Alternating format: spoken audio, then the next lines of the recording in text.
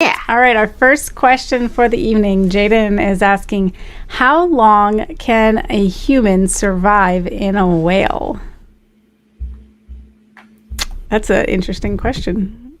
It's smart to ask people about what the Bible says, because science would probably say something totally different. I would agree that science would probably say something very different today. Yeah. Do you want to jump into it, Jay? Sure. I mean, I don't mind sharing my scientific idea. Go ahead. I was going to say, you probably did some research on this already. I did. So actually, it's funny. This question was asked before a few years ago. And I remember when we got it in, I was like, can I take this question? Because I usually don't answer the Bible questions that come into Bible Ask. But I was like, this one's so interesting. I kind of wanted to do the research. So is it possible for a person to actually survive inside of a whale? Obviously, I'm pretty sure you're referring to what happened to Jonah as he was swallowed by a great fish or a whale. And he was in the belly of the whale for 3 days and 3 nights, as it says in Jonah 1:17. Now, obviously, somebody logically, you might think, well, is it even scientifically possible for that to happen? So the question is, or the answer is kind of yes and no, as far as being inside of a whale. Now, there have been incidences where some people have said that they were swallowed by a whale and survived 3 days and 3 nights. There was a man in Spain that said that that's what happened to him. And he survived inside of that whale because he ate raw fish that was inside of it. Now, as far as how a whale's stomach kind of works, there's actually 4 chambers to a whale's stomach. It's kind of interesting. When you first go into a whale's stomach, now every whale is different because some of their mouths are very narrow and some of their mouths are more wide, like a sperm whale is more wide. And so it would probably have to be some larger whale like that. And so what happens is that first stomach that it goes into, that first compartment, it's called what's it called? The rumen, rumen. And basically it's this compartment and there's not a lot of stomach acid, because my thought was like, well, as soon as you get into a stomach, there's going to be all this acid is going to melt you. And actually in a whale's stomach, that first compartment doesn't have that. It's called a rumen. And so basically it just has like microbacteria that start digesting the food. And so usually there's not much of an air bubble unless, of course, that the stomach was irritated, then there would be an air bubble. And so, which would be the case in Jonah's case. So technically, yeah, you could survive inside the first compartment of a whale's stomach because there's not like stomach acid that would eat you up. And it's big enough to fit a person if the whale's big enough. And if their stomach's irritated because something foreign, like a human is inside, it's going to create an air bubble, just like when you're bloated, it's going to make that air bubble. And so you'd be able to have air, oxygen, to breathe. So in my scientific opinion of a person who does have a master's degree, I would say you could make it scientifically. Yeah. But of course. So it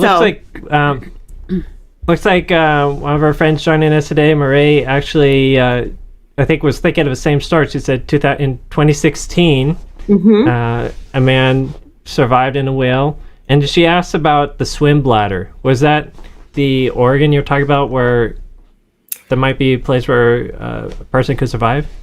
I'm not sure what that is. All I know is when I looked it up, it was called the rumen, which is like a first compartment into the stomachs, like because there's like a cow has multiple stomachs, like other animals, they have multiple stomachs, and so I'm not exactly sure if that's a swim bladder, if that's like another name for it, or if that's something totally different. And I don't know if it's a different type of whale, because or a different type of fish. Everybody. Ray says she thinks it is the rumen. Oh, it is. Oh, okay, cool. Thanks, Marae. You're cool. Cool. So yeah. Is 3 days the maximum you think a man could or woman could ever survive in a whale? That's a good question. Honestly, I don't know. And I think it's so interesting. Jesus said, just like Jonah was in the belly of the earth for 3 days, 3 nights, so will the Son of Man be.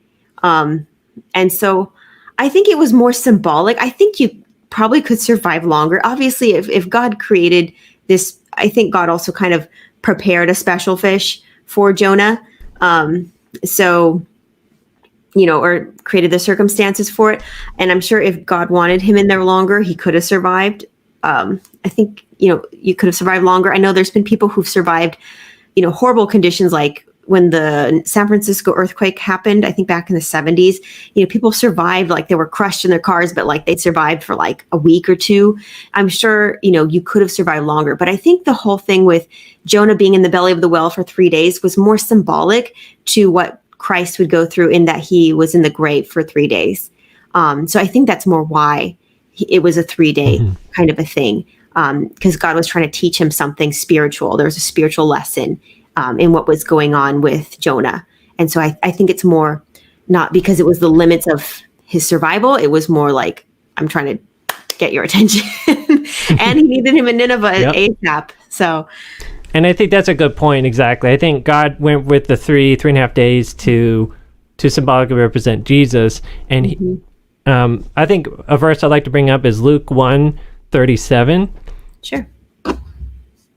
If we could put it up on the screen. But basically it says, nothing is impossible with God. And so if we try to just think in terms of science or what we know or understand, we're really leaving out the innumerable possibilities that God can make happen. And so God can make someone live forever. I mean, God can make someone, just whatever we can think is a limit, God has a way of going beyond it. And one limit I like thinking of is Exodus 24:18, where it talks about how Moses was up in the cloud on Mount Sinai, living with God for those 40 days. And we're not told of him getting any food or water. And really, God was supplying everything he needed.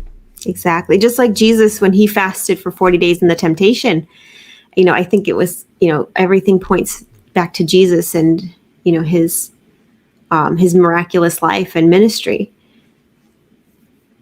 I appreciate too the concept here that it's God that can make anything possible. It's not that they lived 40 days without food by their own strength, by their own, self-righteousness, anything like that. God enabled them to continue to function well and maybe even thrive for that time. That may not be what everybody is called to do or enabled to do. So we've got a couple of comments coming in. Murray said she agreed that the 3 days was probably more about symbolism than it was probably science. But even though it's amazing here that science backs it up. Faye says, great question. Thank you, Faye.